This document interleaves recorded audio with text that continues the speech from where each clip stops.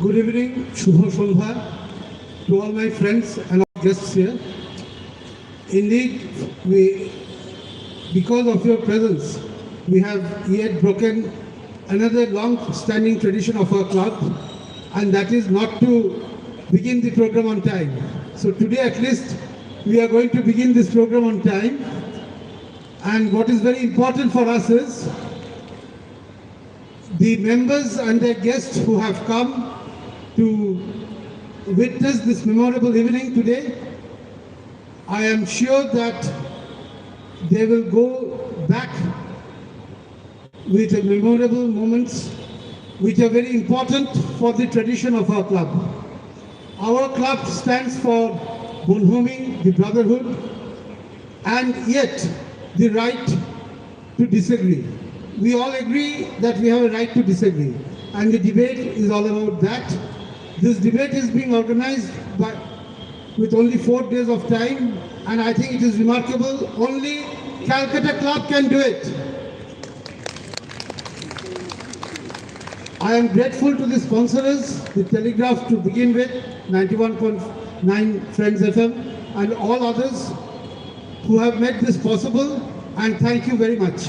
Just let us enjoy the evening. Thank you. Thank you, Mr. President. And now the stage is all set for a fiery debate.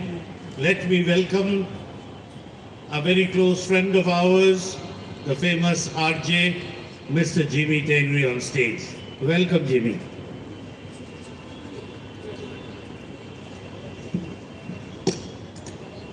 Ladies and gentlemen, a warm welcome to everybody on this amazing August evening. 2 years. 2 years of keeping quiet, and once again, welcome to one of the finest debating arenas. That's the Calcutta Club, along with the Telegraph, bringing to you a debate which all of us are so proud of.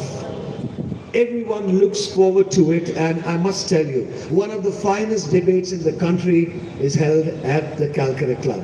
And that, of course, as we always say, is the Calcutta Club, the Telegraph National Debate. And I'd like to also thank Subhash Bose Institute of Hotel Management, the Pierce Hotel, and of course, ladies and gentlemen, we have a lot of partners today, and these partners truly need a big, big thank you. And of course, I'd like to thank Peerless Hospitals and BK Roy Research Institute, ONGC, Shiksha Anusandhan, TV news partner ABP Anando, digital partner Teacher Online, and radio partner 91.9 Friends FM. So I've been here year in and year out, except there was a lull for 2 years, and I'm sure in these 2 years we've understood what life is all about to a large extent. And with that, I'd like to welcome an amazing personality.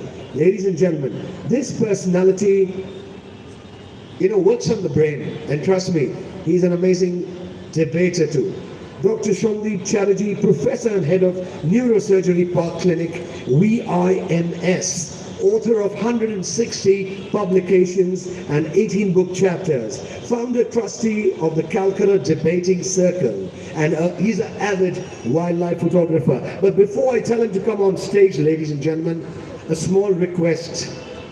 I would request you all to kindly keep your mobile phones on silent mode. A humble request, because it can be very annoying and irritating to the speaker while they are speaking, and they have these lovely sing-song tunes coming up. So mobiles on a silent or a vibrating mode. And ladies and gentlemen, now over to the moderator for this evening. Let's put our hands together for Dr. Shandeep Chatterjee.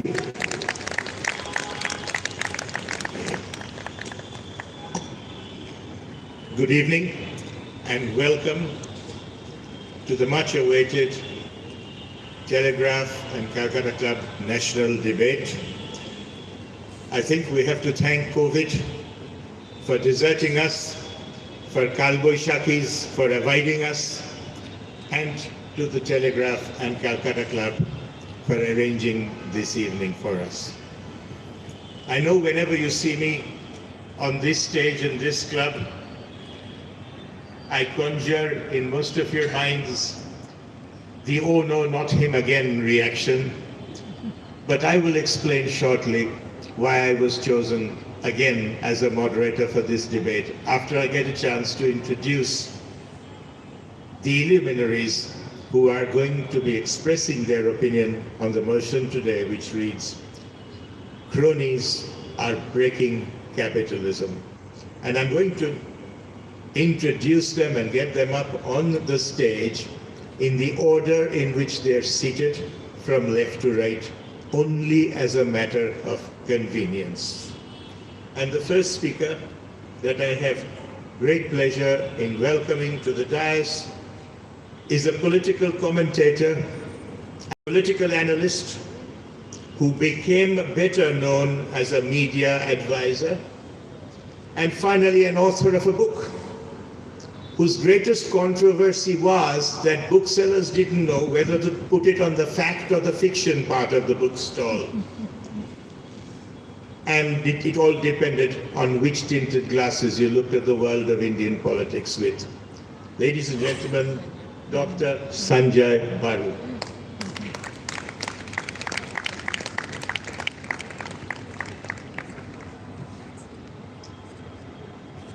The second person I have great pleasure in welcoming to the dais works for a group called Tata, known for its non-crony capitalism, and is on a board member of several Tata organizations. He speaks on climate change and wants to change the world, environment, and does not want to change the world of capitalism. Mr. Kaushik Chatterjee.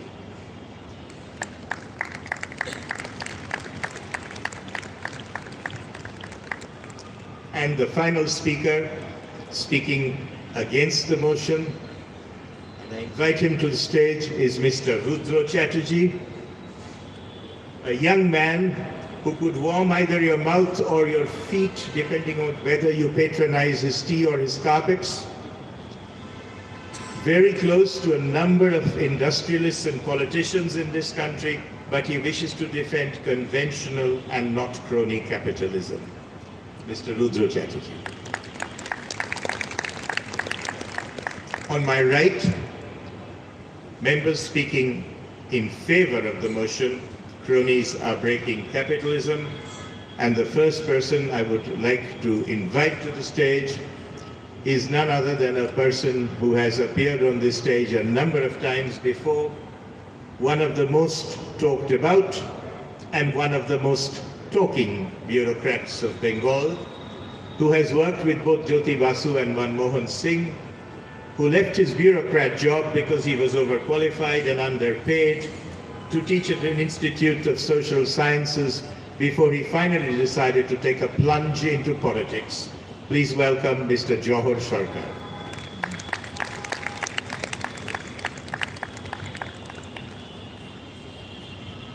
May I welcome the second speaker speaking in favor of the motion onto the dais as well, Mr. Abhirup Sarkar, who is an economist from Presidency, who has spent most of his career at the Indian Statistical Institute. He's authored a marvelous chapter entitled "The Political Economy of General Strikes in Bengal." And today, he is going to strike out against capitalism. May I invite Mr. Abhirup Sarkar to the dais, please. And last, but by no means the least, can I invite you, sir, to the dais, Mr. Prabhat Patnaik, an economist who masqueraded as a political commentator, taught in the School of Social Sciences of the JNU, where he remains Professor Emeritus, although author of a book, Re-Envisioning Socialism, and known well for his Marxist views. Today, Dr. Patnaik is going to be talking about capitalism to the Calcutta Club. Ladies and gentlemen, that completes the Goliaths on the stage who will be speaking on the motion. I did tell you that I was going to confess why the Telegraph chose me as a moderator for today's debate.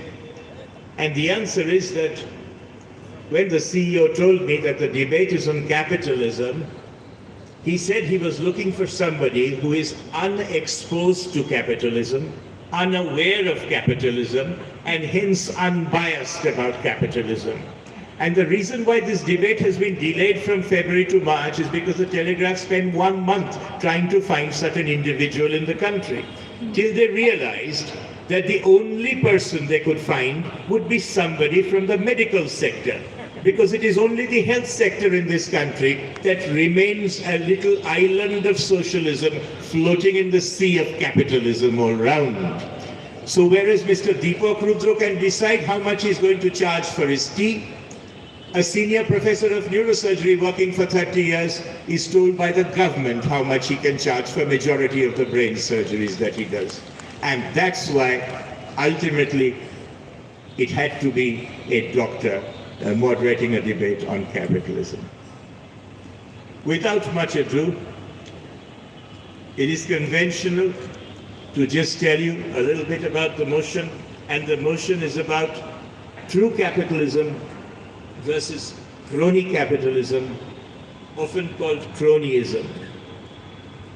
And you must know that the fundamental difference between the two is that in true capitalism, risk is rewarded and punished, and the free market is the ultimate referee of your value.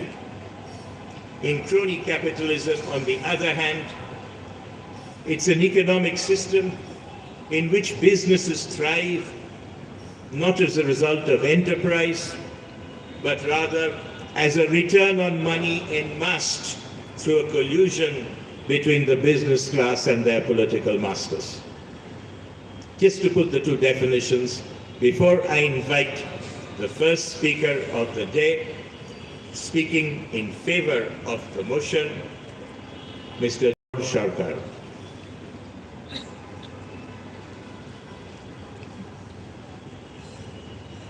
In Bengal nowadays, we let the proposition speak from the right, and we have altered the tradition of many years. Good evening, everyone. I must start by thanking Calcutta and the Telegraph for organizing such a debate on such a relevant subject.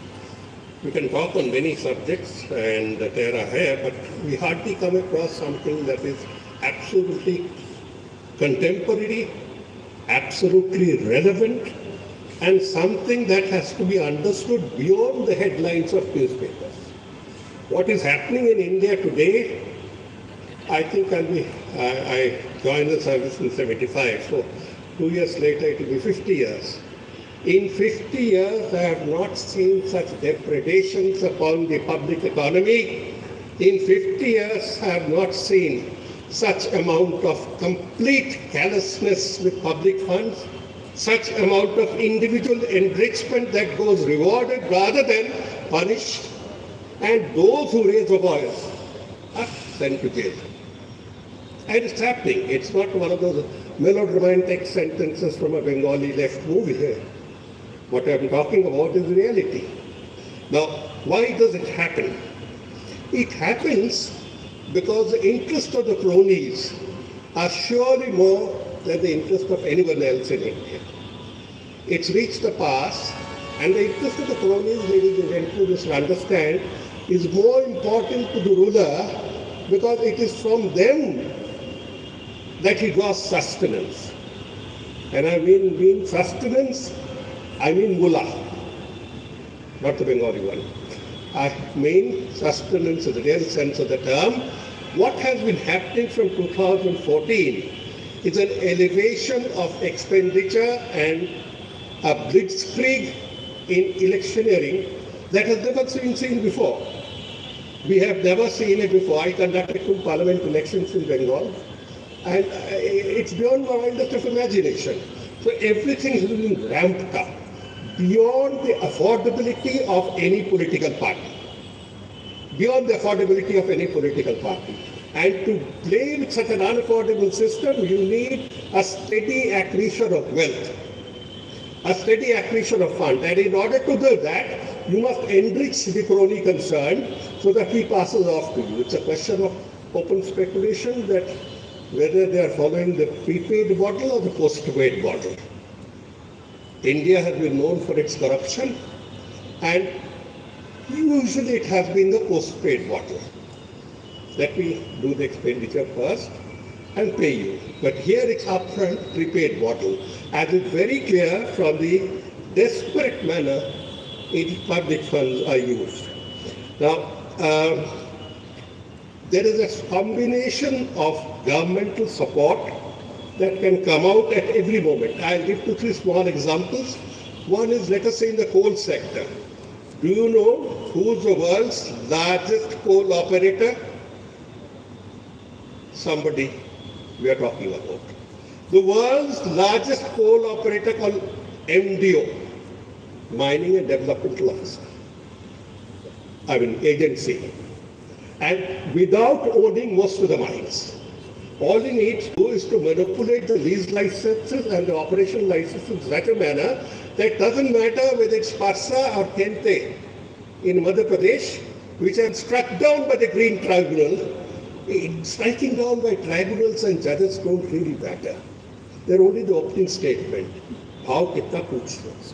So he takes over this, he takes over Godda in Jharkhand, and today, as I said, he's the largest operator. When I spoke about the judiciary, what pains us the most right now is the shoddy manner in which justice seems to have been meted out. I will not get into that controversy, but I'll give you an example. I don't want to disrespect the court. The example are based on facts. And what are the facts? Fact number 1, Justice Arun Mishra of the Supreme Court was appointed in 2014 by the Modi government to the Supreme Court. Fact 1. Fact 2, Justice Arun Mishra soon became the head of all the benches that went into petitions relating to human rights, green violations, and other nonsensical subjects. Third fact, all the judgments of the Mishra bench went against the petitioners, the civil society of India, against the judgment of the states. Fact 4, if all the judgments went in, 8 judgments did not go. 8 judgments went in favor of one conglomerate. All the 8 judgments, all the 8 orders that came up to Justice Mishra, he passed in favor of Adani. It's a fact. All I'm saying is a fact, reporting the fact. He can't come back and say, I've committed contempt because he did pass. And for what reason he has passed, he is a citizen, he can explain. Now, these judgments, this one-sidedness has led to the accumulation of lakhs and crores. The judicial system's near collapse is due to this. We have seen the collapse of the administrative system, we have seen the collapse of the police system, and now we see at least in some parts of the higher courts and in a lot of places in the lower courts where there is a complete collusion going on between the forces against democracy and those who would like to maintain it. Systems manipulation, bureaucrats revealing and leaking out and giving out policies. Look at the 6 airports. A person whose only connection with the airport is that he has traveled through it like me. You travel through airports, I travel through airports. That doesn't give us any qualifications. He gets all 6 airports that come up for privatization in spite of the fact that the Modi government's committee, known as the PPA committee, opposed it, saying, A, number 1, all 6 should not be given to one. B, experience ki baat hai. There was no experience. Third, operational experience, as I've said. So there were these objections raised which are only expected. These were all overruled, and 6 airports were handed into his pocket. We don't even know about evaluation. Now what's happening is this degree of crony cornering of riches at the expense of the public means that you and I are losing. You say to, well, how am I losing if somebody loses out at an airport? And it's dead. Before that, we come to that very famous charge of cronyism by Hindenburg, where he says that the manipulation of all the Adani companies was done mainly through the mother company, AEL. And that was done by squeezing the democratic shareholding, which is known as free float, to just 2%. How? It's against the law. 75% was owned by Adani. 18% owned by NRI firms whose trace we don't know. Finally, Hindenburg has found them out. It takes a Hindenburg to find them out. The 7 of them share the same address in London. 8 of them share the same address in Mauritius. But anyway, because SEBI and ED had taken double doses of sleeping pills. They were advised to. And these were found out, and they found that 18% came in through the Benami route. You still have 7% to tackle. Bring in LIC. LIC takes over 5%. So you have only 2%. With this 2%, if you buy, one sells to the other, one buys from the other, the price goes up. Far, far artificial. And based on that artificial valuation, banks are giving money without further scrutiny. It's our money, your money, that is in danger. So when cronyism goes to the state of destroying the economy, destroying the capitalist system, we are not discussing at all whether the capitalist system is good or bad. We are accepting it as what is factual. Third comes, what happens? Why aren't you guys raising it? Why do you have to come to Calcutta Club to say it? I have to come to Calcutta Club because for the last 14 days, 7 days in a week, morning and afternoon, we went to the Rajya Sabha and to the Lok Sabha. Within 5 minutes, they were shouting, Modi, Modi, Rahul, Rahul, and it was down. 5 minutes. The house was at 2 p.m. We met at 2 p.m., Modi, Modi, Rahul, Rahul, it was at 1. It was done deliberately in a synchronized manner so that no discussion is possible. No discussion is possible, and those who dare to discuss would be put behind bars and show the right place. We talk of the indiscriminate arrest. There have been 10,000 people right now, 10,000 people in custody who are arrested without trial under the severe USP. Do you know what is the rate of conviction? It's only 0.4%. 0.4% is the rate of conviction. ED does 3,500 raids in 9 years. How many people are convicted? 9. What ridiculous facts are we going through? This sort of a systematic destruction of public policy and economics, this sort of systematic destruction is leading to only one fact, that we are heading towards an autocracy from which there is no escape. This is not just a mere cronyism. The banking sector, 12 lakh crores have disappeared. I have written twice, thrice, and this 12 lakh crores is based on what Nirmala Sitharaman has said, not my figures. How could I? I mean, she looks so quarrelsome. So I wrote to her and asked her, she's not yet clarified. 12 lakh crores of your money and my money, your deposit and my deposit have vanished. This is Sarkar. Mr. Sarkar, you need to wind up. So thank you. I shall.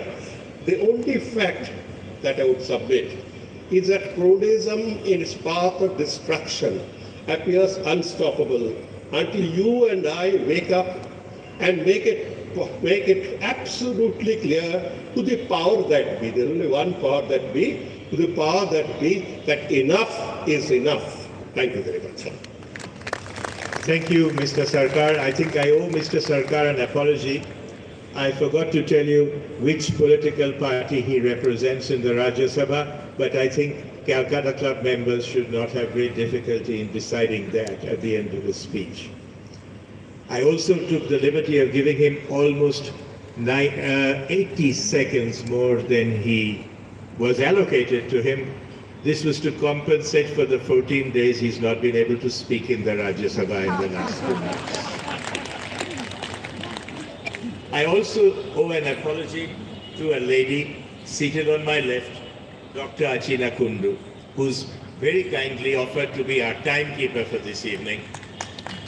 And I need, before the next speaker goes up to the podium, to inform you that every speaker has been told that they have 10 minutes in which to air their views, unless any of them have also missed out on speaking in Parliament in the last 2 weeks.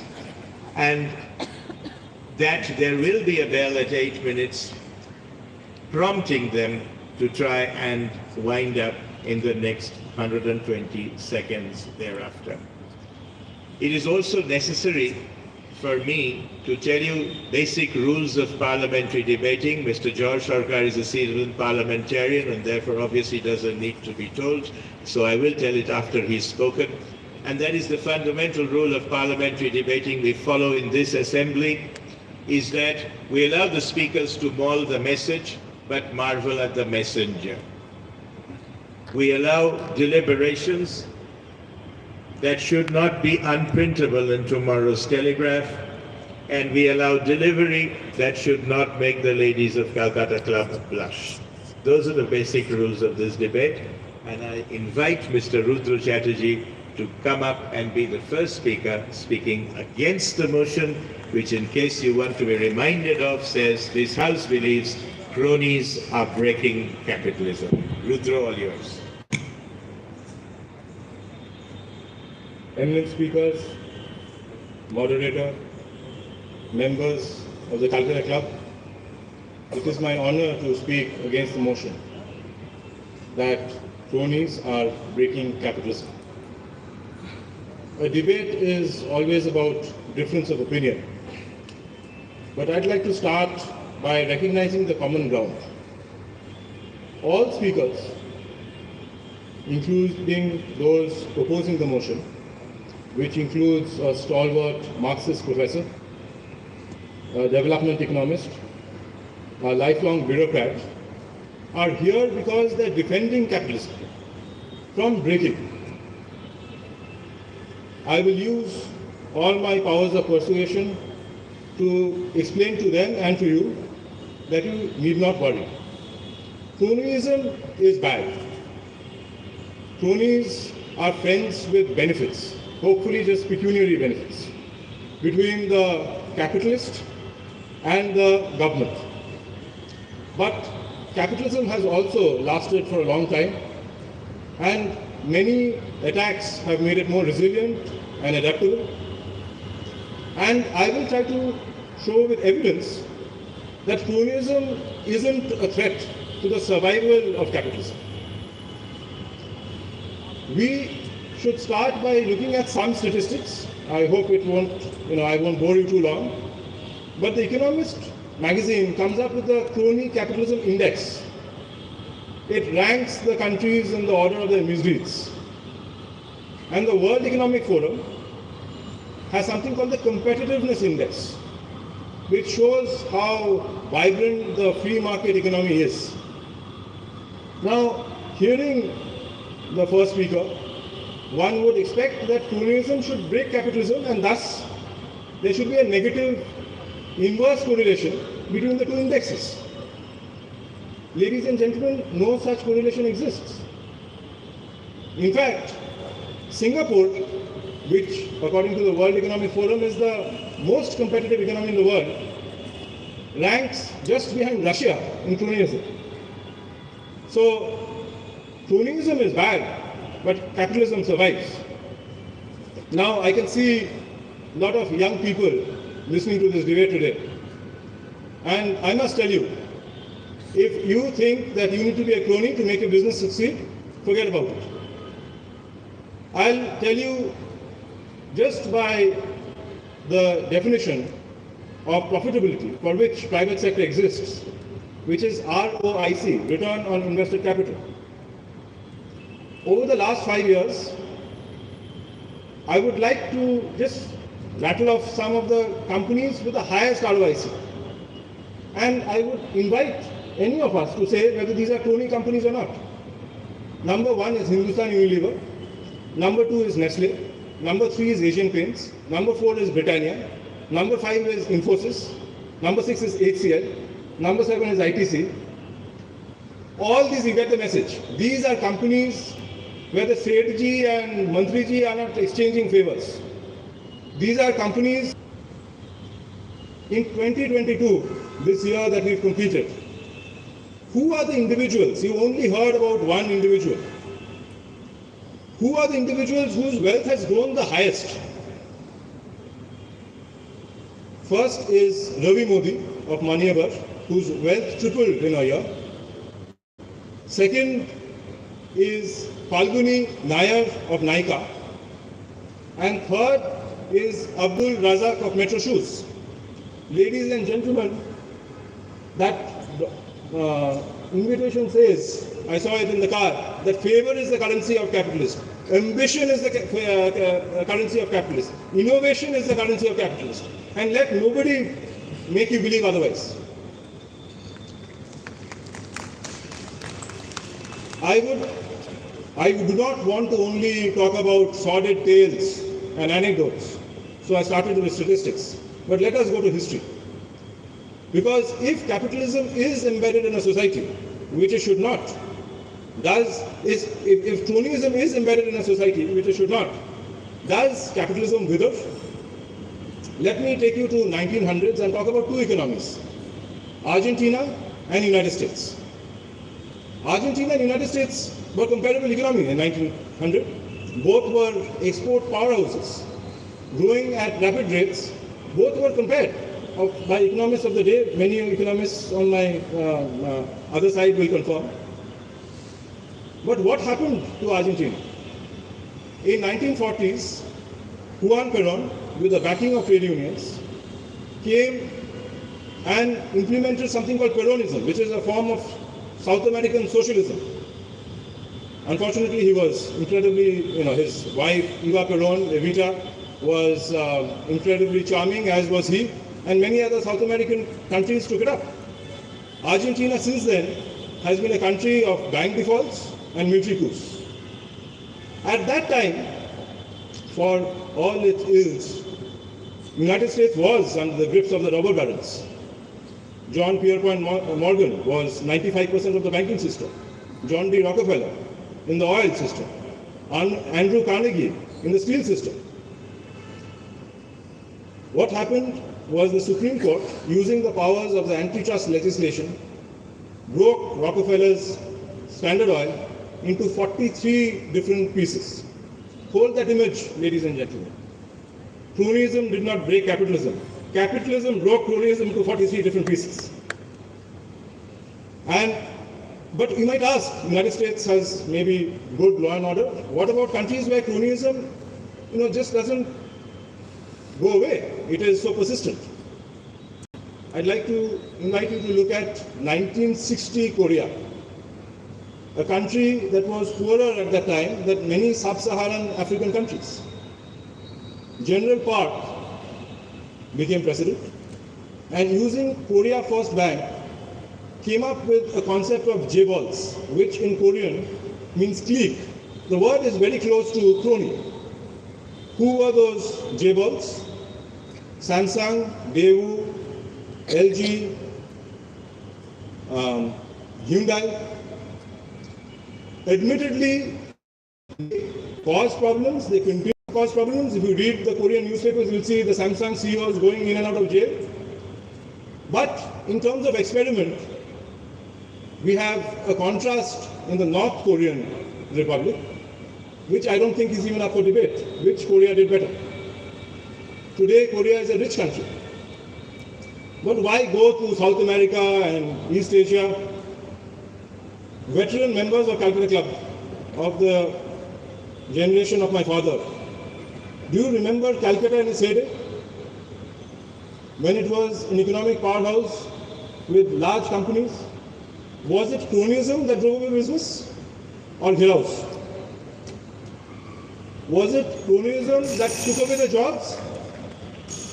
Ladies and gentlemen, cronyism, the national habitat of cronyism, is in the Mai-Baap license Raj, where the businessman and the government exchange favors, And I use the word natural habitat in the sense that, the silverback gorilla loves the darkness and the shade of, African rainforests. So do cronies. The sunlight that free markets bring kills cronyism.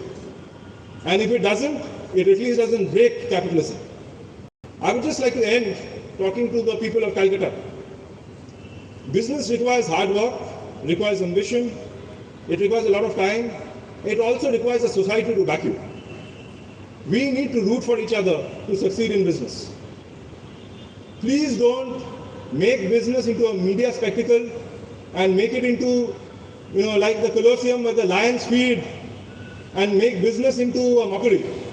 There will be problems. There are problems among business people. There are problems even among doctors. There's going to be cronyism in capitalism as long as there's crooks in society. But we need to back ourselves, feel confident, and revive Calcutta as a destination for business, for which these lawns of Calcutta Club should become places for young business people and venture capital talking business and how to grow your next billion-dollar company. Not to only tattle about cronies, so that is the only interest. Let's make Calcutta Club, let's make Calcutta a hub that it was. That is my wish and that is my prayer. Thank you. Thank you, Rudra, and I think the dies are cast on both sides very clearly. The opposition is very clear. Brand leaders with a successful skill set, ambition and ethics will make capitalism survive. The proposition, though, has been hinting as to, as a brand leader and a business leader, can you succeed in this country if you don't sponsor religious establishments of the patriarch or buy paintings of the matriarch? Can you just simply succeed by your ethics, values, and skill sets? So in fact, the question that this audience has had placed before it is, one can make capital out of cronyism. One can make cronies out of capitalism. Let's find out as we invite the second speaker speaking in favor of the motion to come up, and that is Dr. Abhirup Sarkar. My fellow speakers, Mr. Moderator, and members of the Calcutta Club, I thank Calcutta Club and the Telegraph for giving me the opportunity to speak on a very important topic.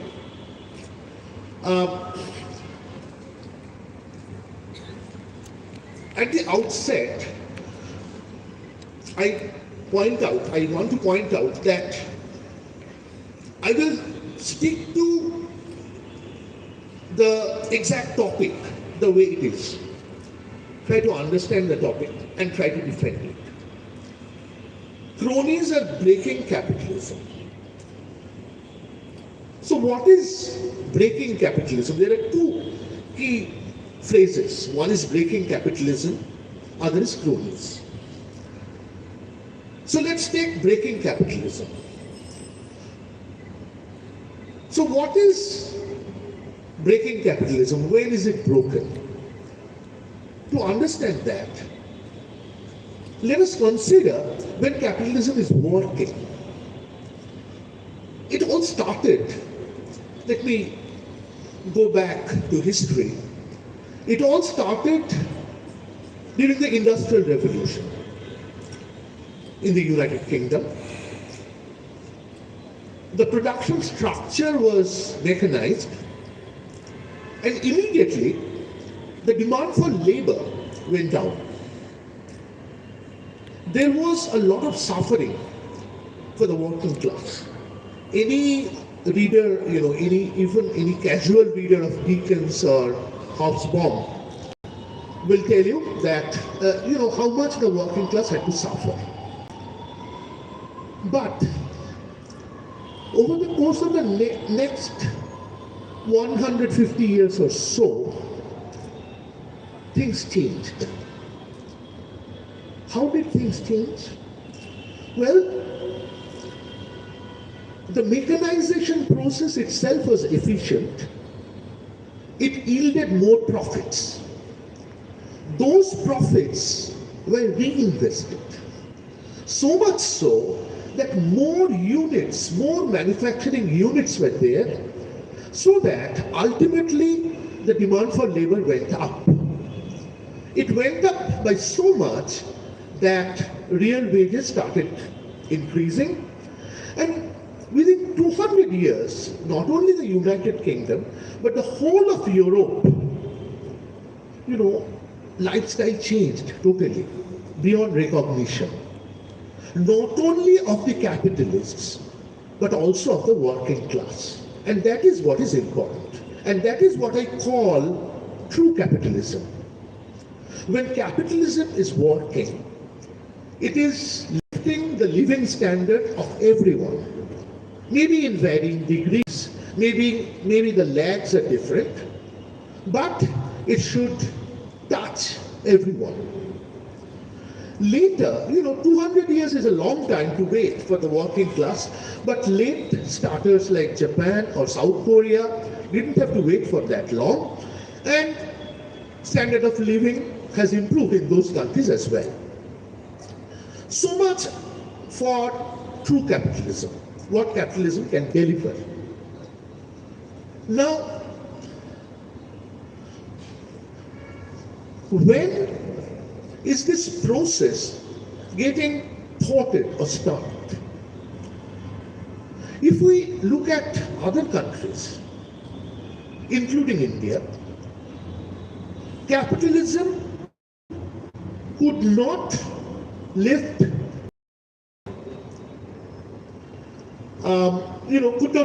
everyone's living standard at the same time. It got stunned, it got thwarted.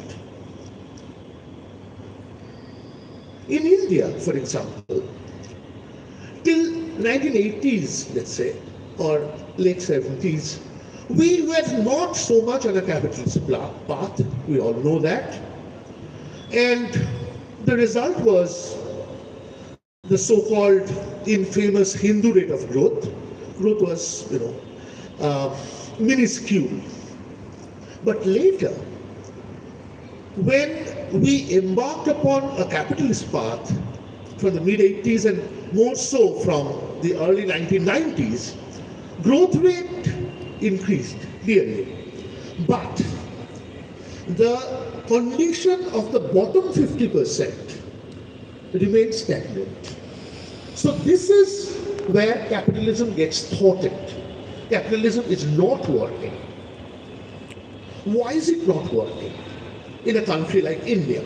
But this should hold for other countries as well. Now, when capitalism is working, the key word is competition. Through competition, we allocate resources efficiently. We allocate resources to the best user. And here comes cronyism. When you have cronies, these are people who have good friends with the government. They get immense amount of favors from the government, access to government funds, tax breaks, waiver from environmental laws, and access to public resources, and so on and so forth. But most important, entry. No more entry is allowed. So competition is restricted. And that is the source of inefficiency, of course. But that is the reason why capitalism gets thwarted. How? A crony capitalist is not necessarily interested in reinvestment. Like the story I tell you, the whole process of capitalism depends upon reinvestment of profits.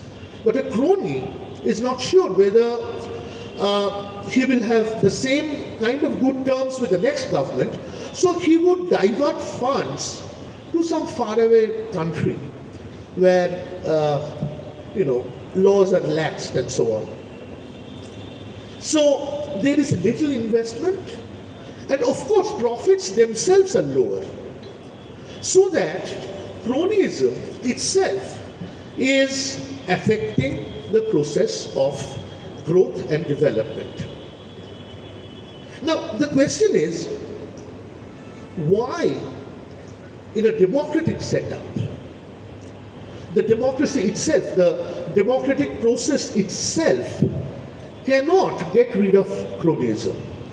After all, we have regular elections, and if a large number of the population is outside the process of development, why can't these people vote differently, vote out the inefficient government? The reason is that we are right now a completely false cultural insecurity of the majority has been inflicted in us. The focus has shifted from economic issues to cultural or even religious issues. At the same time, institutions which Jawahar Sarkar talked about, like the judiciary, the police, the central bank, they have been destroyed. Miseducation is being spread, and information is suppressed. National agencies which collected information and which were reputed are made defunct. And most important, opposing voices are suppressed. This is how cronyism is getting a permanency in all over the world. And I'm concerned because all these symptoms are there in the Indian socio-political setup. So we have every reason to get concerned. I'm not saying that, like Rudra Chatterjee said, capitalism can win. Yes, of course, if it is allowed to work, it's the best system that humans have invented. But if we have cronyism, we restrict competition, and that's the end of capitalism. Thank you very much. Thank you very much, Mr. Sarkar. And I think Mr. Sarkar brought a very important point to this argument of the proposition, and that is that the sort of capitalism we have in this country does not thrive on competition, but on collusion. And he emphasized how it undermines the integrity of the public systems that we have in place, eroding trust in the entire democratic process, and actually fosters inequality because it exacerbates the income of the rich and leaves the poor poorer, leading to a system of social injustice which cannot be married with true capitalism. Let's hear what the second speaker against the motion has to say. Let's invite Mr. Kaushik Chatterjee.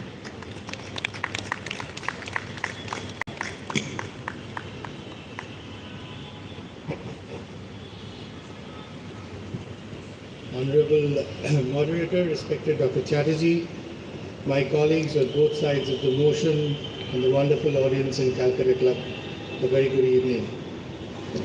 To start with, I must mention that as a apolitical professional, I don't carry the burden of the rhetoric, and my comments hence are focused on the substantive part of the motion. Needless to mention that I would certainly respect all views in a constructive debate, and we are in Calcutta, a city known for its culture and etiquette to differ in dignity. While on the flight from Mumbai, I was actually thinking about the motion and whether somebody who's a cynical idealist would have used this motion to vent out the feeling of putting every failings of the society on an attribute on capitalism. I come from a capitalist world where the founding fathers of the Tata Group enshrined the principles of what comes from the society must go back to the society. And to me, that is what capitalism is best defined. Given the 10 minutes that Dr. Chatterjee has given us, I'll make a few pointers. By definition, cronyism is not just associated with capitalism. Cronyism is associated with people in power and all that goes negative for the society.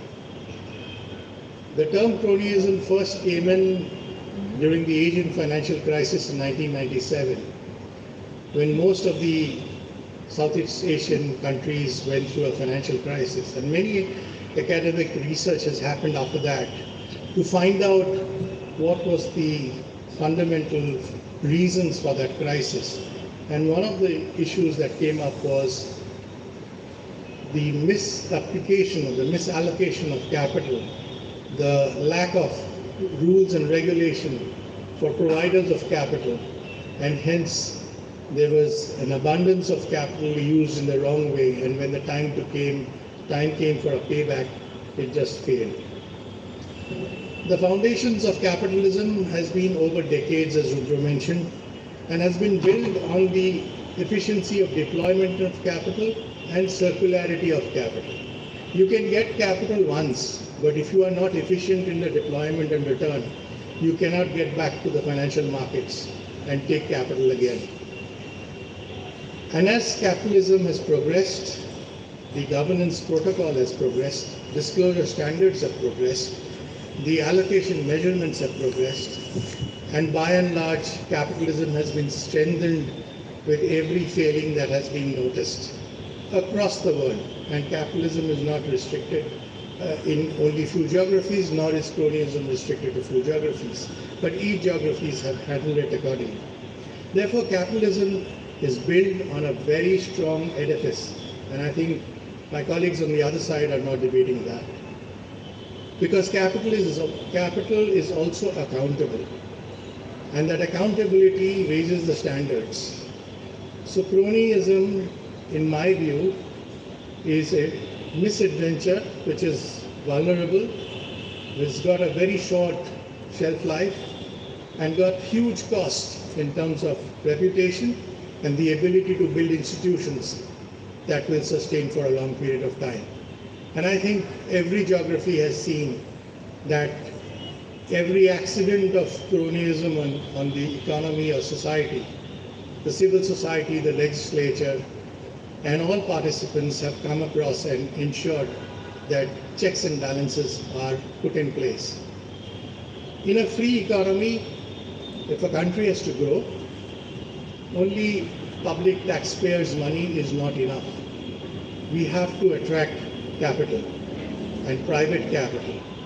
India is a capital deficient country. And if we have aspirations, all of us as citizens, we have to attract global capital. And global capital is a very conscious capital. It is built on a few tenets. One, it is ethical capital. It is capital which looks at environmental sustainability. It looks at social leadership, and it looks at authenticity of governance, not just ticking the box. And I think that is the most important part, that capitalism gets deployed, or capital gets deployed. Every country has the ability to take capital provided it meets these requirements. If India has to grow forward, we have huge national ambition. I will just talk about one, a small example. For our renewable sector, if we have to reach up to 400 gigawatts of renewable energy, which is clean energy, by 2030, we need $500 billion in the next 7 years. It can't be paid out of yours and mine savings. We need global capital. And as India is getting integrated in trade and finance, that global capital is asking the right questions. That global capital is only allocating to people who has the ability to comply with those requirements, of able to answer transparently, is able to disclose transparently, and if you are disclosing transparently and you have nowhere to hide, you will certainly figure out what's right and what's wrong. And financial markets, as much as they love anybody, can also get away within 24 hours. We've seen that in many companies, not only in India, but globally, two very large banks in recent weeks are a case in point. Financial imprudence is not tolerated by the capitalist world. You have to ensure that one is transparent and prudent in raising, sourcing, and deploying capital. Cronyism is more like a bug, and the capitalist world is aware of it. And this bug is systematically screened at every point in time. As I said, through checks and balances, through long-term sustaining capital, and by performance standards. You would remember a movie called Wednesday by Neeraj Pandey. And the protagonist, Mr. Nashiruddin Saab, tells the police commissioner that I have planned to kill 4 terrorists because they are like cockroaches in my house, and my house is my country. In a similar way, cronies are those cockroaches. But does it make your life different? You just take out the pesticide and you kill those cockroaches. And therefore, similarly like a cyber attacks and hackers constantly want to attack you and pierce your firewalls. Cronyism also wants to test that. But the systemic challenge, the systemic frameworks for governance, will not let it happen and not let capitalism fail. If I give you one more example before I finish, cronyism was actually very popular for many decades. And there were people who would build assets and businesses by taking Indian banking system's money and not return it because there was a phone call available. In 2016, the Indian Bankruptcy Code came into existence. It was executed with speed, it was implemented with speed, we've been participant on it, no phone calls worked. 6,000 bankruptcy cases went through the legal process, and those cronies who have misused the system, the banking system, were stranded to see their assets and businesses being taken away, auctioned transparently and given to people who could manage it well. What was the amount? 7,90,000 crores of capital was stuck in the system, defaulted and evergreened in terms of rollovers. We've been able to realize around 2.5 lakh crores from that system, which then gave us the liquidity in the banking system. Similarly, the mining auctions, not on entitlements, but on auctions, have been in vogue since the new mining bill has come. There are 2 just examples. Telegraph auctions are a similar examples. So the capitalist society, this is the ask of the people who provide capital. Get yourself accountable, get yourself going, be transparent, and then you would find the cronies have nowhere to hide. And cronies for sure do not have the muscle to break a capitalist system. So I would just conclude by saying that don't lose sleep over cronyism. We need to build capitalism in an ethical, conscious, and value-creating manner. Thank you very much.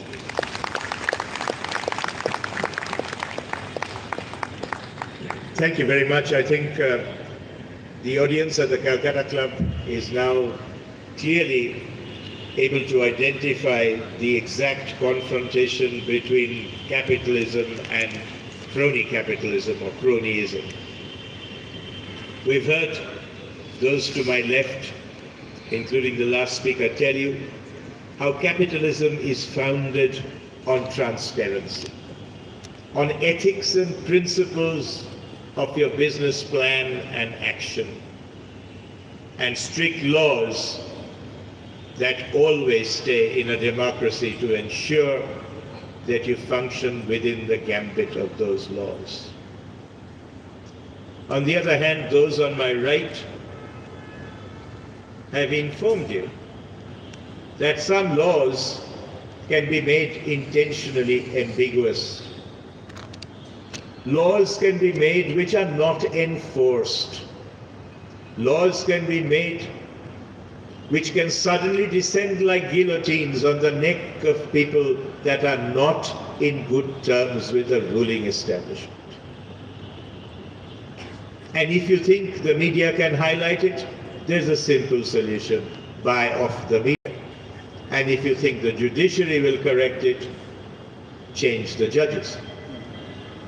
So that's how far we've got in this debate.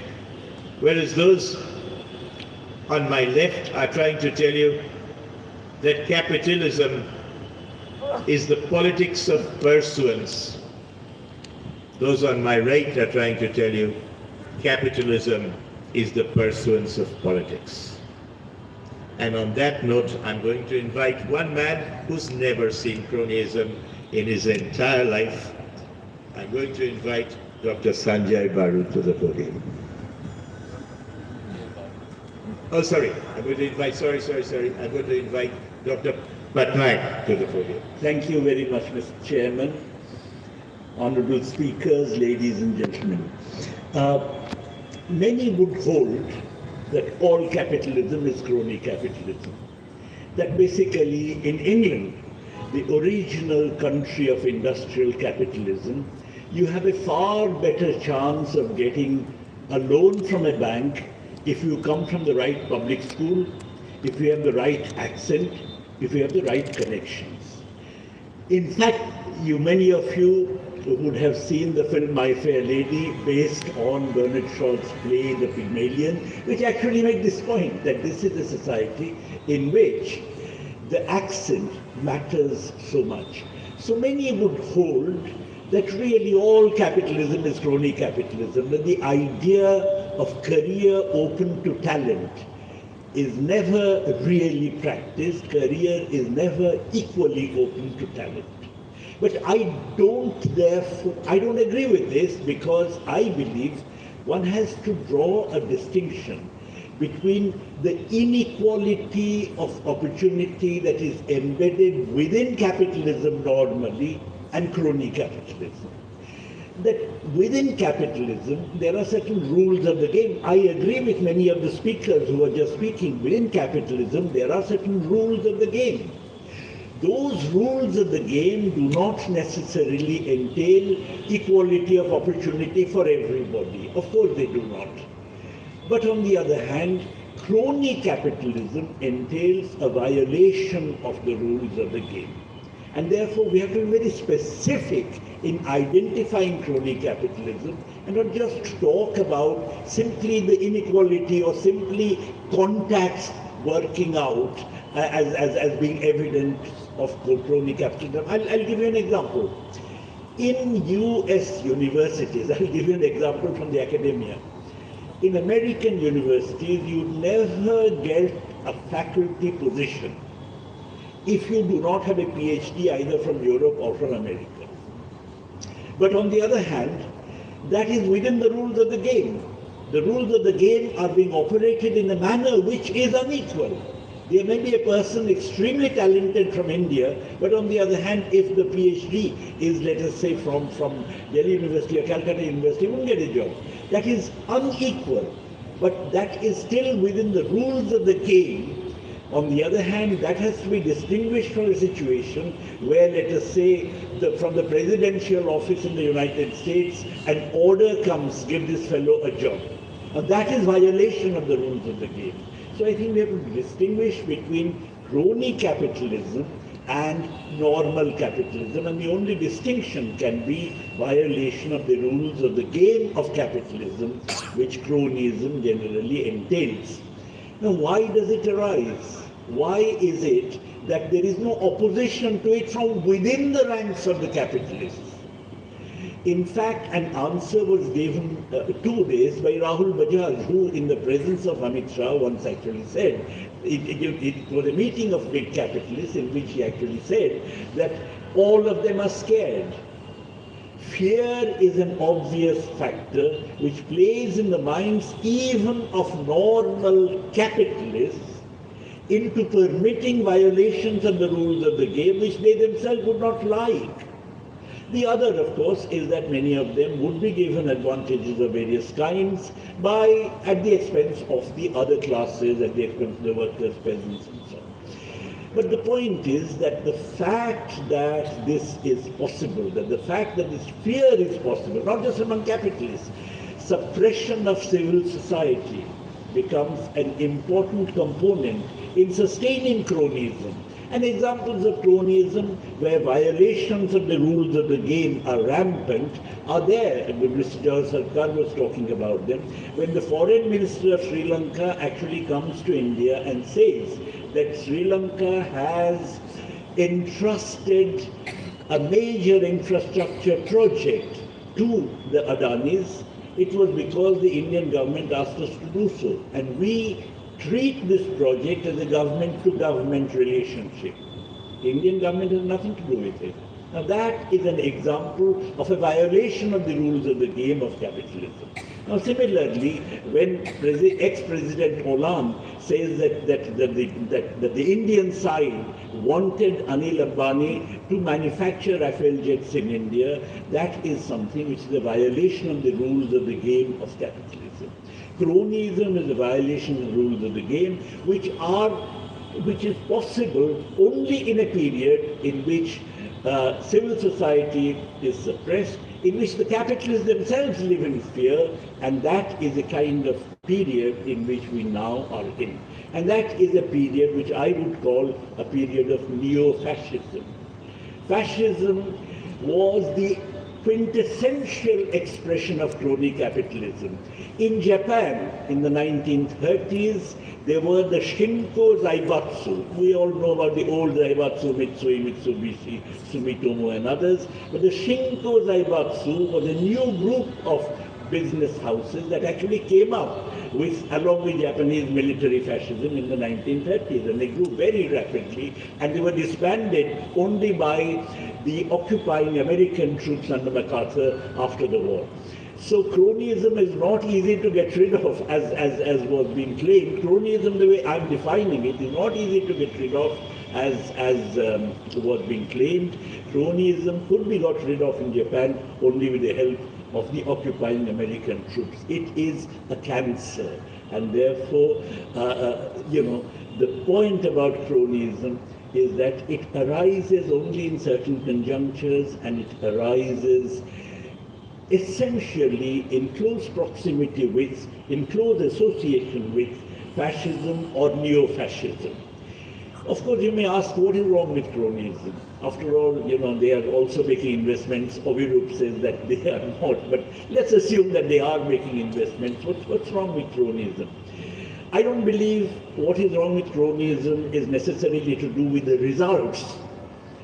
John Kenneth Galbraith had said long ago that whether a firm does well or not, it depends not on the owner, but it depends on what he called the technostructure.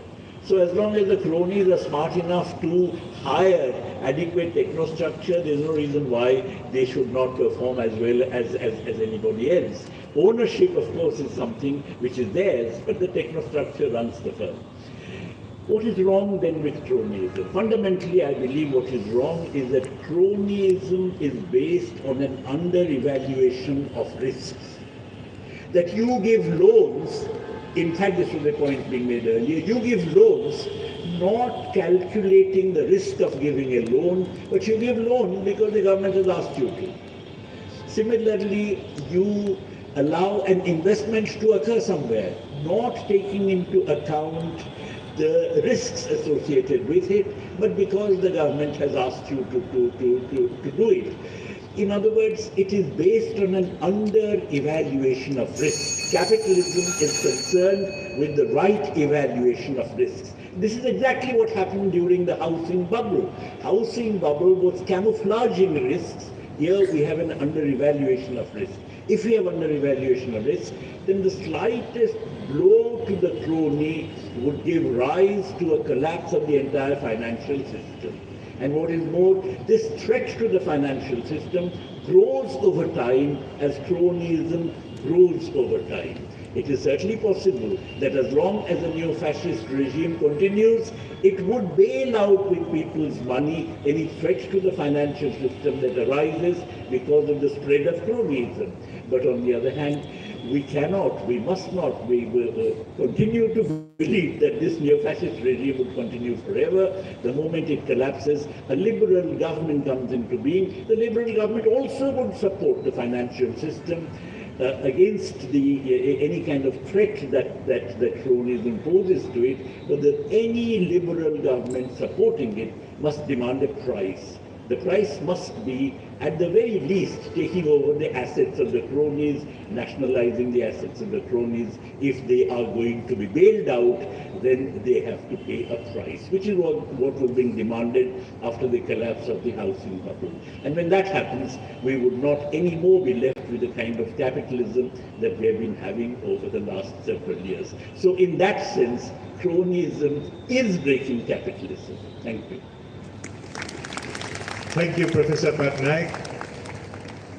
Professor Patnaik, as I said, comes from a university called the Jawaharlal Nehru University. He's never been exposed to any form of cronyism.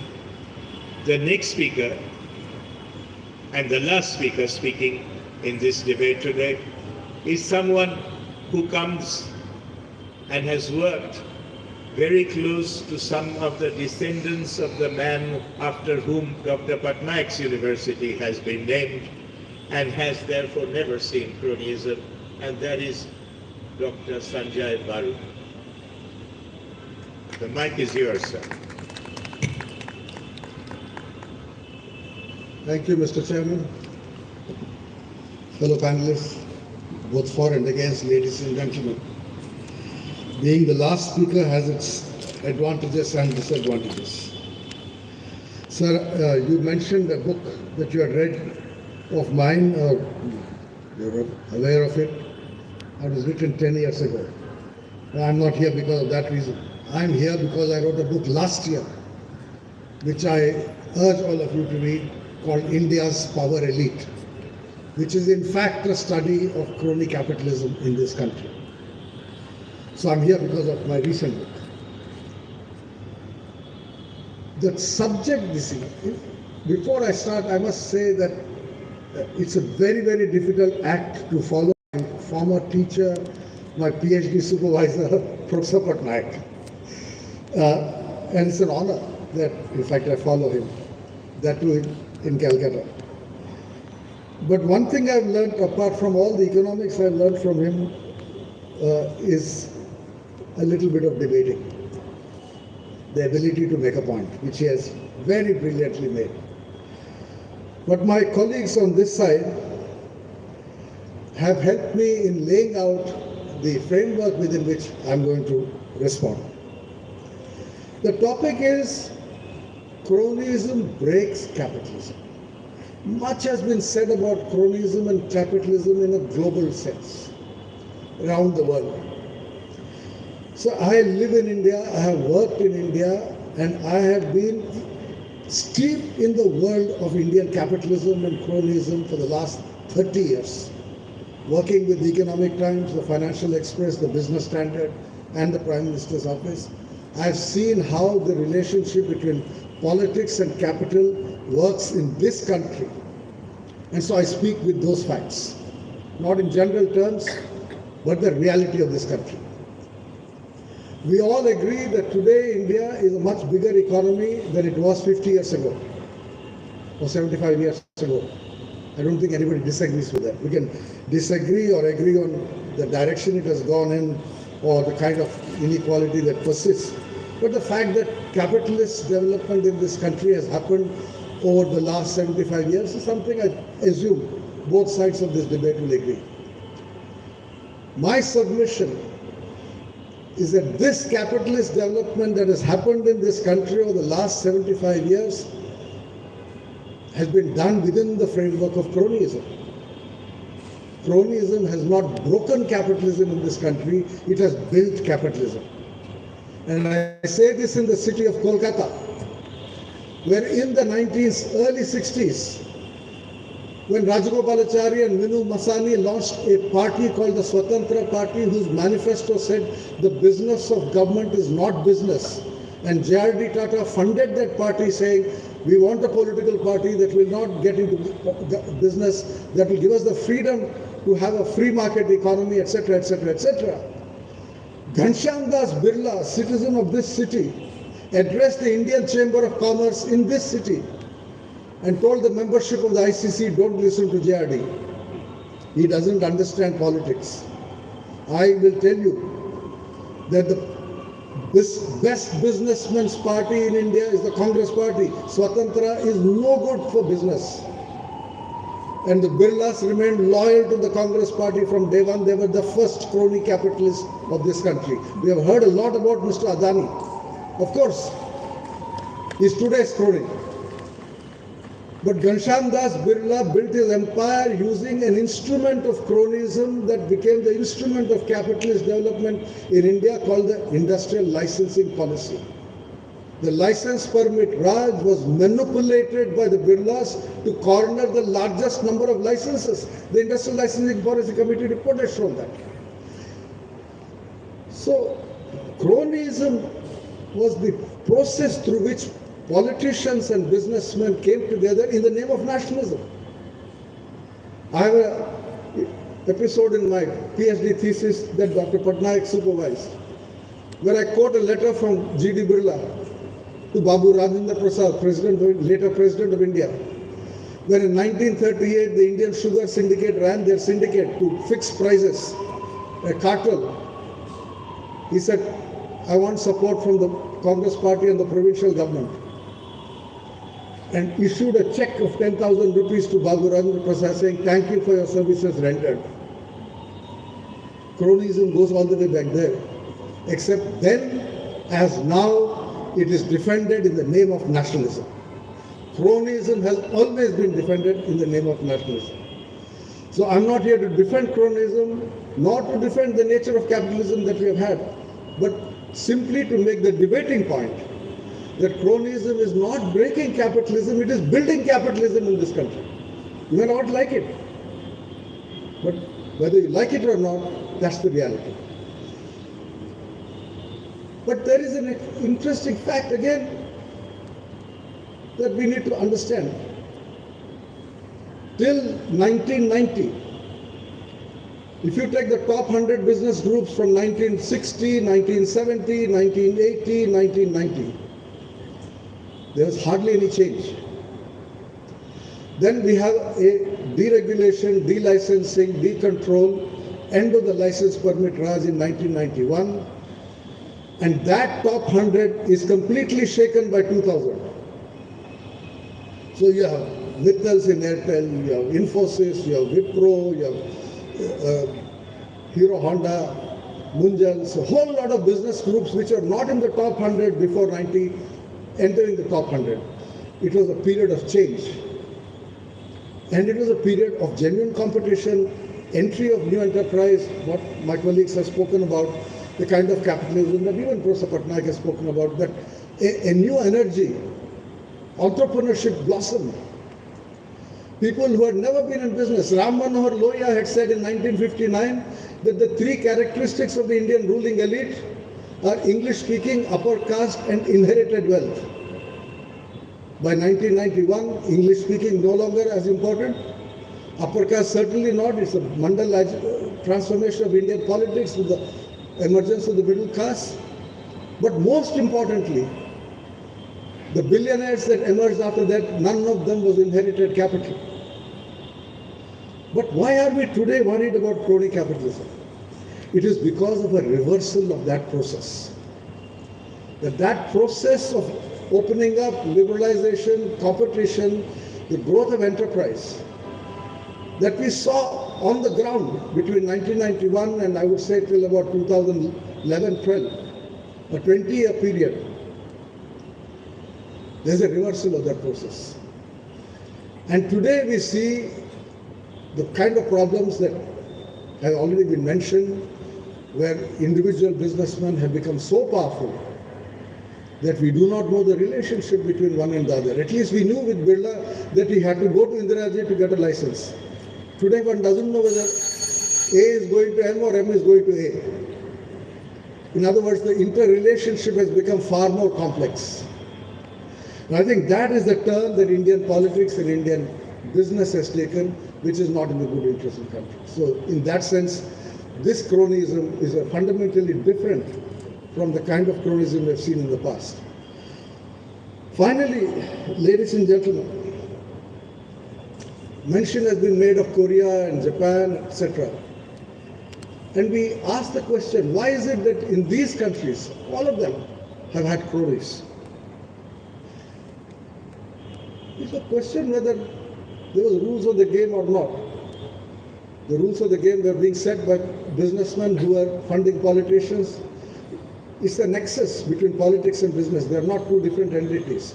And yet East Asia has done phenomenally better than us. And the answer is not simply competition or lack of cronyism. The answer is that the fundamentals of development require investment in human capital. These societies have invested in talent, in professionalism, in education, in creating a class of people who are capable of improving the income of their nation, productivity of their capital and land. That is where we are failed. So I think chasing the shimmer of cronyism is a waste of time. Let us address the basics, the fundamentals that continue to affect us. One of my distinguished opponents, Mr. Sarkar, said poverty has not gone. Poverty has come down. Let us not fudge facts. Economic growth has gone up from what was called the Hindu rate of growth of 3.5%. We went from 5.5 to 7.5. The economy has done well. That's not the issue. The issue is that the intimate relationship between politics and business has taken a turn which is not in the interest of the country. Thank you.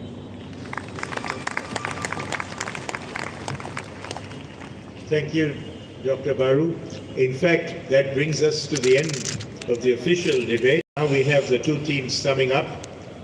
Since Dr. Sanjay Baru is going to be the next person summing up, I thought instead of summing up what we've heard at the end of the summing up, I will sum up now and get Dr. Baru to have a well-deserved glass of water and rest before he gets back to the podium again. So what have we heard today? We've heard that capitalism is all about getting profits. On the other hand, cronyism is not about profits, but profiteering. We've heard that capitalism is the politics of business. We've heard that cronyism is the business of politics. We've heard that to be a successful capitalist, you need to pursue a path of principles. On the other hand, to be a successful crony capitalist, you need to prostrate yourselves in front of the right politician. And I was just thinking, what is the difference between the ethics of capitalism and the ethics of cronyism? And I am in a hapless position of being the only person on this stage who doesn't belong to the field of economics or business. And therefore I have to look at it in a very simplistic way. And to my very simplistic mind, the arguments we've heard suggest that there are two different evolving ethics. The ethics of true capitalism and the ethics of capitalism which is tainted by the sort of cronyism that we've heard about. And to my mind, the best example of capitalism is if you have 4 cows, you milk them regularly, you get their produce, you sell them off, so that you can now buy 8 cows. On the other hand, crony capitalism means if you have 4 cows, don't bother milking them. Find a friendly person who will help to transport them across the river. Get hold of 4 more cows, do the same, and keep doing this until you have complete control over the bovine highway. And then you can buy a whole farm of cows. We've heard a lot about people with the suffix ani to their name. And as you know, in Bengali, ani means to bring. But we've seen in this country that ani often refers to take more than bring. We've heard a lot of arguments on both sides. But as a Bengali and as a member of Calcutta Club, it really pleases me that what both sides have said would have made one man very happy. And that's a Bengali called Satyajit Roy. Because all those on my left would represent people who have firm belief in his film Gupi Gain Baghabain, where talent and merit gets you all that you want. Whereas those on my right seem to be firm believers in his subsequent film Hirok Rajar Deshe, where unfortunately the real world does not make you gain commiserate with your skills and promise. And on that note, I think I'm going to invite these leaders of the proposition and opposition to sum up, because I think they should have the last word before you members of the Calcutta Club cast your vote. And please, no cronyism in voting. Can I invite Dr. Sanjay Baru to sum up the arguments against the motion today? And sir, you have 5 minutes to do so. That's a tall order. I think the crux of the issue, the way we have looked at it, is whether cronyism is as distinct from the nature of capitalism that we have in this country or not. In theory, of course, they are two different. In the dictionary, there are two different concepts. In economics or political economy, there are two different concepts.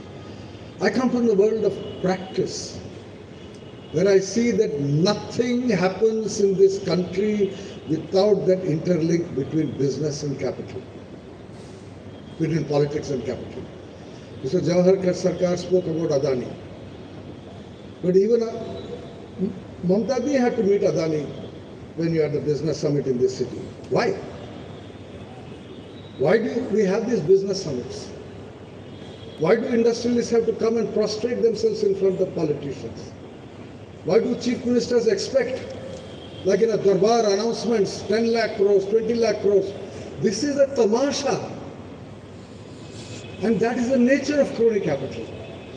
But the debate today was about whether it breaks or builds. And I think the point I made and my colleagues have made in their own way is it doesn't. Crony capitalism has not broken capitalism. Or cronyism has not broken capitalism. It's in the nature of the two that they have to live together. In the ideal world, as one of my colleagues explained very clearly, capitalism is a competitive system. You said, sir, about merit. You quoted someone to say, Satyajit Ray, to talk about merit. Merit is in the field of academia. It is in professional fields. In business, merit is in theory, but in practice, it is a range of relationships that come to play. There can be markets in which merit works. There can be situations in which merit works. But the unfortunate reality of this country today, and it has been there for a long time, I go back all the way to what G.D. Birla told J.R.D. Tata, that Swatantra politics is not good businessman's politics. Because the manifesto of the Swatantra Party was, business of government is not business. which is essentially what my colleagues have also said, that capitalist economies have to function within rules of the game. Even Professor Patnaik talked about rules of the game. That capitalism that works within rules of the game is different from cronyism. And the point I'm making is, unfortunately, you don't see much of that in this country. The nature of Indian capitalism from day one has been crony capitalism. And it has given something, it has delivered some results, and it has not. But there are phases in which this relationship becomes extremely toxic. I would not say that in the 60s or 70s it was as toxic as it is today. And let me stop with that. Thank you.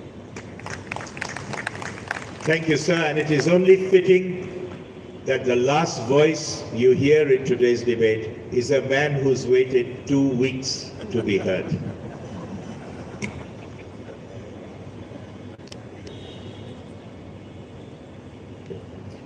Thank you, especially the members on the other side.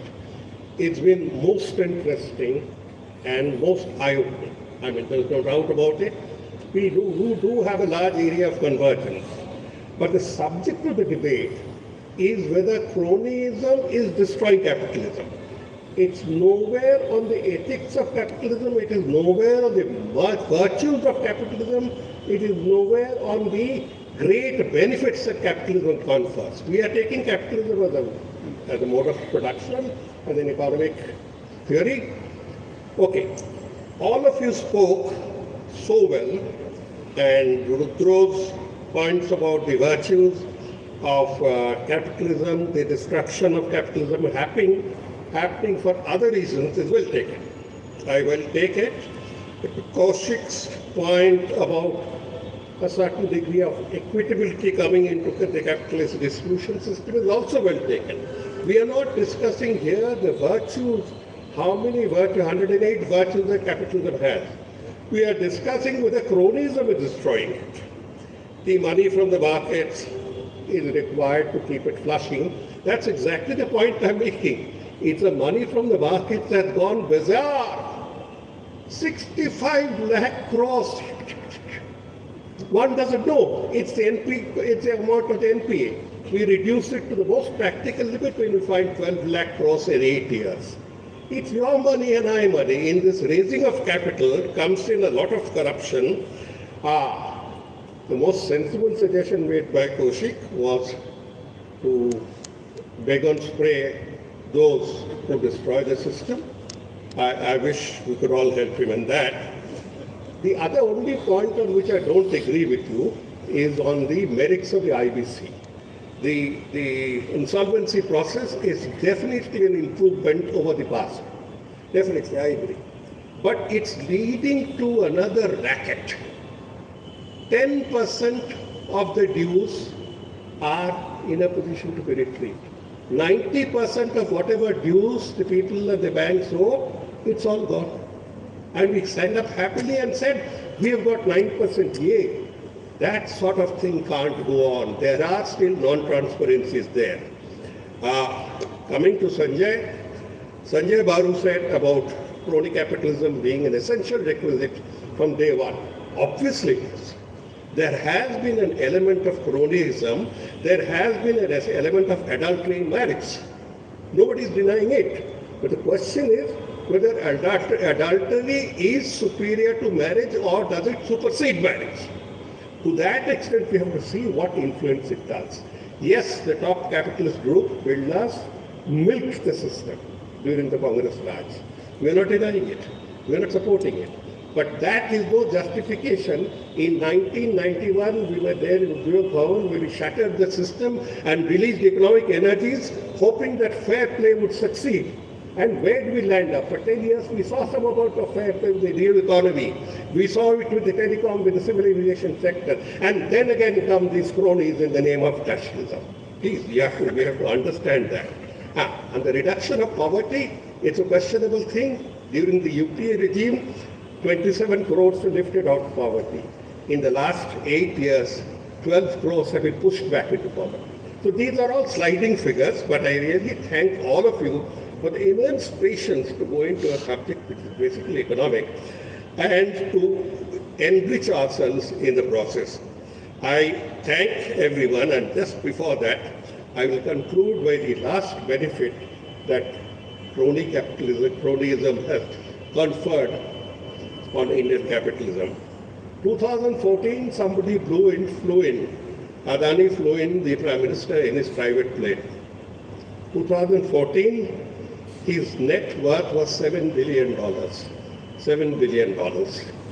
That time, Ambani's, who had spent double the time, had $19 billion. So we have 7 billion and 19 billion. In 2022, Adani moved from 7 billion to $107 billion. Yeah, take a heart. We are all rich people.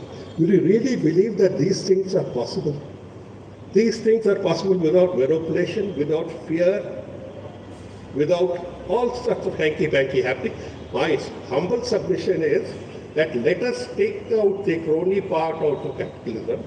Let us all strive for that. But to do that, we have to recognize that cronyism is increasing, is choking the capitalist economy, and is also choking the political system as well, so that there are no voices to the contrary. Thank you very much for an enlightening evening. Thank you, Mr. Sarkar, and what a wonderful note to end on. Does adultery ruin the marriage or break the marriage? Does it make the marriage more sweeter, or is it an essential part of marriage? Only Mr. Sarkar could have come up with this. Ladies and gentlemen, I said I will not say anything after the last two speakers have spoken, save to tell you that the time has come now to use your democratic powers manifest in the upliftment of your right upper limb, so that you can show that either you think the motion has carried or not. So those of you in the audience that think that the motion for today's Telegraph Calcutta Club national debate, which reads, "This House believes that cronies are breaking capitalism," those of you believe that the motion has been carried, kindly raise your right hands.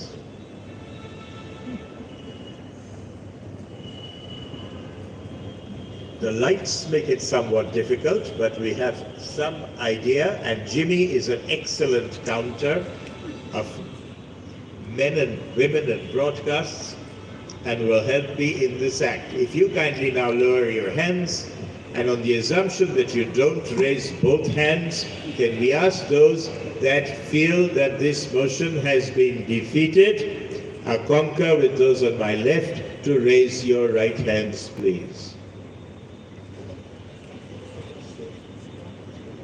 Jimmy says they are the same.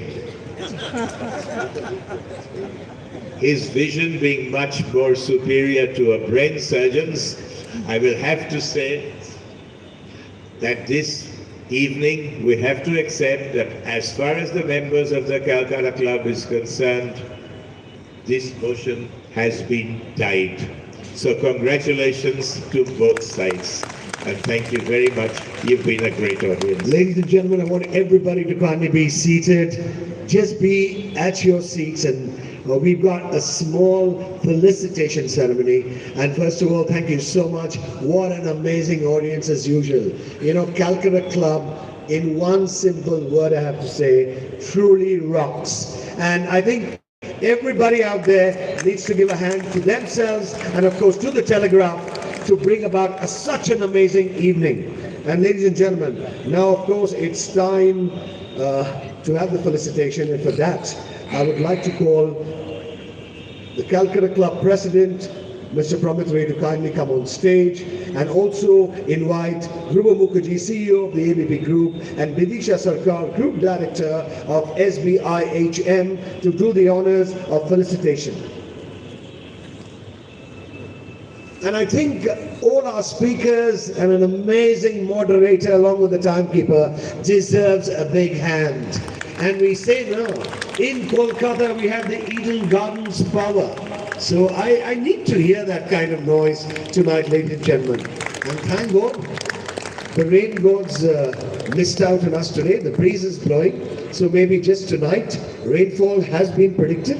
So I hope it happens after the finalization. And truly an amazing evening it has been. And of course, the August audience of the Calcutta Club do make beautiful moments happen. And a big thank you to Calcutta Club. Big thank you, of course, to Telegraph for making it happen. And of course, this was presented by the Subhas Bose Institute of Hotel Management, powered by PLS Hospital and BK Roy Research Center. OIC, Shiksha Anushandhan, TV News partner ABP Anundo, digital partner T2 Online, and radio partner 91.9 Friends FM. Ladies and gentlemen, a big hand once again. The honours being done by Mr. Pramod Calcutta Club President, Mr. Dhruv Mukherjee, CEO ABP Group, and Vidisha Sarkar, Group Director SBI HM.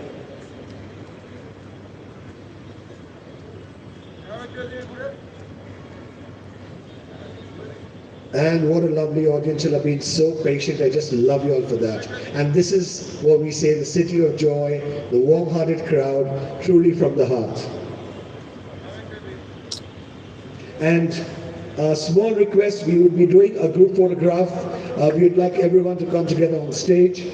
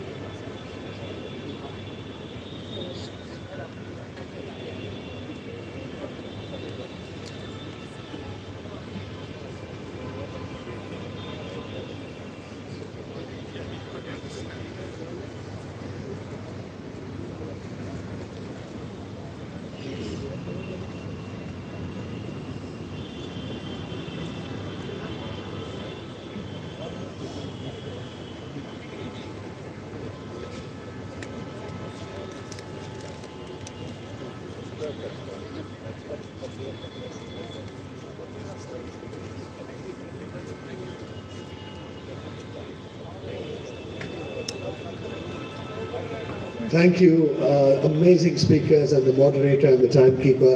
Ladies and gentlemen, so much for being with us right till the end, for witnessing one of the amazing True to the Heart debates. Once again, a big thank you to Calcutta Club, which has always been a venue for this amazing lineup of debates happening. And we really appreciate all the closeness and the warmth which have been shared tonight. That's it, ladies and gentlemen. Good night. Take care. God bless. And do take care and stay safe. Thank you so much for joining us tonight once again.